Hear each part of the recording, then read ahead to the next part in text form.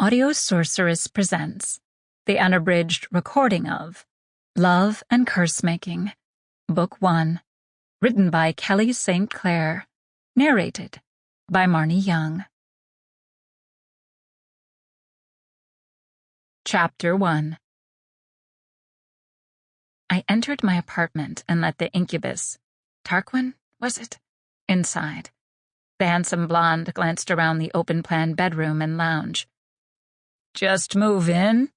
I followed his sweeping gaze as it landed on the tidy row of sealed boxes by the far window seat.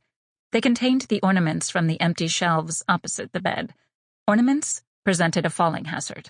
On nights like this, it meant they had to go away. As his eyes continued their curious sweep, I ran the final checks. Before the date tonight, I'd cleared my desk of all objects barring a small card with a usual phone number on it. My bed wasn't under the small chandelier. The bedposts were bubble-wrapped after last night's episode, and I'd taped the rug edges down. The appliances were switched off and unplugged. This night would inevitably be ruined, probably within the next few minutes, but I'd be damned if the same disaster struck twice. "Something like that," I murmured, allowing myself a quick once-over of the tall, muscular hunk. Incubi were never hard on the eyes, and they were perfect for the job I required. Their sensual presence tended to confuse other magic. "A woman of mystery." Tarquin sauntered into the room, kicking the door behind him. Lunging, I just managed to catch the handle before the damn thing slammed and set off my neighbor's feline familiar, whose yowling would set off the jazz pixies' hellhound on the second floor, who would yank at his tether and rip a chunk of the water piping out, which would flood my apartment, causing my date to slip and break his big toe. Wish I was joking. That happened last month.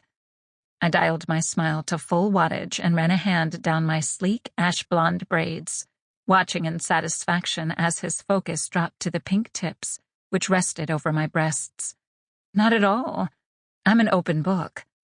Lie. There were some things I just couldn't speak aloud.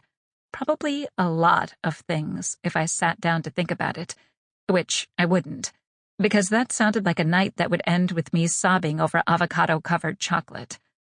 "Shall we, handsome?" I peered past his shoulder to the bed, then lowered my lashes, hooking the bottom of my black silk camisole to draw the garment overhead. His gaze hooded as my black bra and the contents therein were revealed. The incubus hurried forward, reaching to grip my hips, but I sidestepped him and walked to the bed, throwing him a flirty look to soften the blow. Touch had to...